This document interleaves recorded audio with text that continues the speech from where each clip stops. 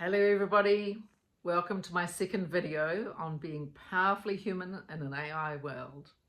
I hope you're well. Today I wanted to talk about a thing called biological givens. These are the biological patterning inside our very being, our very existence as a human. So you might call it DNA patterning, but it is the patterning of being human. So we come in with it.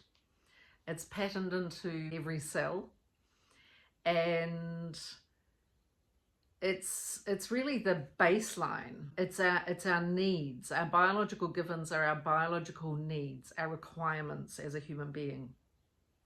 So they include things like food, water, sleep, breath. These are absolute biological givens. We cannot live without them. And then there are more subtle things, like it's a biological given that we would be born, that we would be nurtured, nourished, that we would have a mother. It is actually a biological given to need a mother, and the mother to hold us, to nourish us, to nurture us, to feed us, for us to smell her. These are all the things that get the brain working, get the body working. It's so deeply patterned into us. But everything, the whole gigantic universe of our bodily, emotional, psychological, spiritual being is actually one big mishmash of patterns and patterning and needs. And I think this is a really interesting realm to explore in the face of an artificial world. So there's artificial intelligence, but there's also all of the artificiality of world, right down to like refined food, artificial food, artificial water, like natural things that we are biologically built to drink pure water, not water with fluoride in it. We're biologically built to eat whole foods, not refined food. We're biologically built to breathe clean air. And when we don't get these things, we get a bodily breakdown, a bodily imbalance. And the same goes for when our emotional biological givens are not met. So if we have separation from the mother when we're an infant, if we don't have the presence, the male presence, as we begin to mature, to push up against, to give that natural male energy, the boundaries, like we're built to push up against something. That's why in this world we've got so many broken families. We have so many mental health issues and violence issues, and people just feeling miserable because we are built to receive these things. We are also built to identify with a group, whether that's our family or our tribe, probably layers of groups, so circles of groups, like the nuclear family, the extended family, the community, the larger community, or the tribe, the clan. This is built into us to have a relationship on this level with these layers of other humans. It's a biological need. That's why loneliness is such a disease. It has such a negative effect on even the physical body, but definitely the state of being.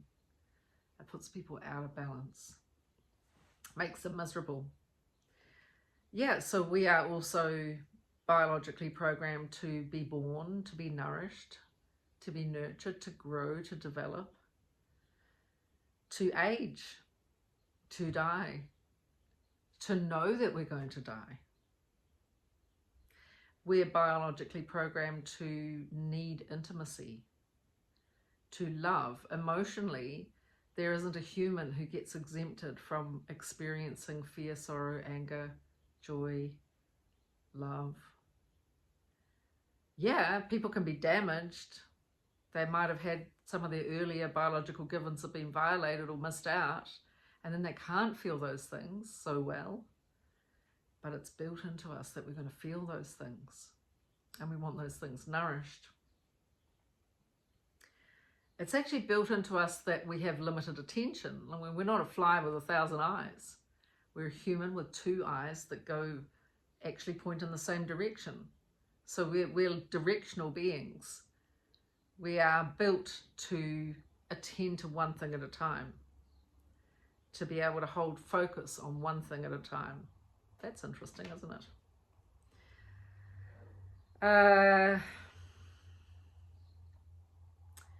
We also, we have this very strong need to belong, to mate, to need friendship.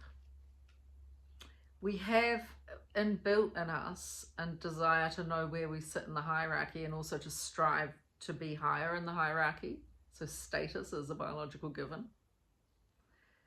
Pecking order, we see it with chickens, quite literally a pecking order. I mean, I actually think in the animal kingdom that there's hierarchy and status. The search for status exists probably in all animals, including humans.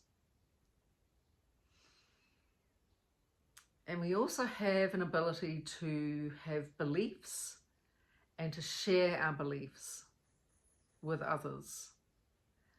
There's also, I guess, when you look at like universal values, so there are values that are across the whole world, and they are biological givens. So the desire for fairness, the whole concept of human rights, it's not a implant, it's actually comes from within, the desire to have sovereignty over ourselves, to not be controlled.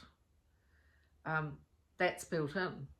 On some level, although we're dependent and interdependent, we're also independent. And we have a need for that. We also have a need for meaning and purpose. We seek that. We have a need to self-actualize. And when you think that, these are the things I want to explore, because to be self-actualized, you need to entertain relationship, because you learn so much in that space.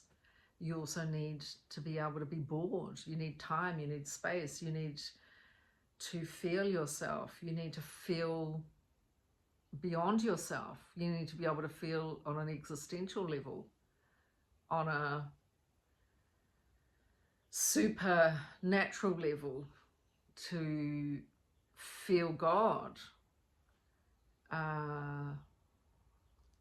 In order to grow, it is a biological given that we have time and space in order to grow, because growing from a place of curiosity and learning, also, they are biological givens, to seek, to find, to understand, to grow.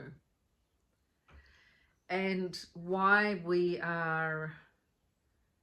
I want to look at this right now is because I think what we're looking at, just as we've seen the degradation of the most fundamental things like food, air, and water, another biological given is sleep, the incredible importance of sleep. Like the introduction of electricity has actually toxified our sleep process, which normally the sun goes down, and very soon after, unless you've got a special event around a fire,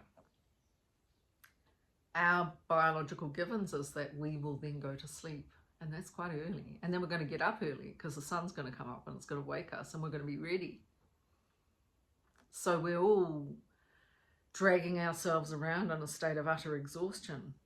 If you think about it, I mean, midnight is a kind of normal bedtime, between 10 and midnight, and how many hours after sunset is that? We're putting ourselves completely out of balance, and then that affects absolutely everything. In fact, if you take any single one of our biological givens and you don't fulfill it, then it sets every single other thing out of balance. If you think how, oh, I don't get sleep, therefore the hormones that are needed to help my body be strong and to grow, for my brain to be activated, for my emotions to be balanced, for my ability to be curious and to learn, are robbed from me. My feeling of happiness, everything's affected. And I think if you take any single biological given, that every other one is going to be pulled out of balance. Another biological given of humans is that we know we're going to die. And we don't know what other animals know, but it may be unique to humans. Whether or not it's unique to us, it is us. That is something super important for us. So we want to be super conscious of this and nurturing and nourishing all of these things that are built in on a fundamental natural level, so that when we're now encountering, like I said, sleep deprivation because of electricity, now we're moving into a world where we've got machines, i.e. cell phones, and soon it's going to be far more than that. There are people getting implanted. I mean, I watched a little TV show the other day about this community in Honduras created by billionaires, where there are all kinds of techie people living there, and they are literally, they go to the clinic and get an implant. They actually filmed, oh, we're going to the implant clinic, and there were like 6 people there waiting to get their implants.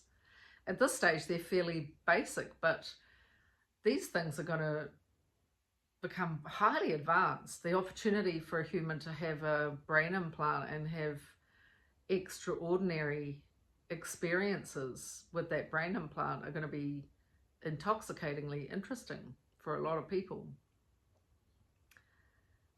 But we have to remember, just like eating sugar is exciting, it is a poison. It is a poison, and it interrupts all of our other biologically given needs. It can make you completely crazy. It can make you totally out of balance. It can make it so you then don't sleep. So your body is no longer like metabolizing properly. So your emotions are out of balance. I mean, think of all the children running around screaming when they have sugar. Actually, adults are doing that too. It's just we've learned how to behave ourselves better. I think this is going to be a very interesting exploration, because we are moving into a world where the level of the artificial is going to be exponentially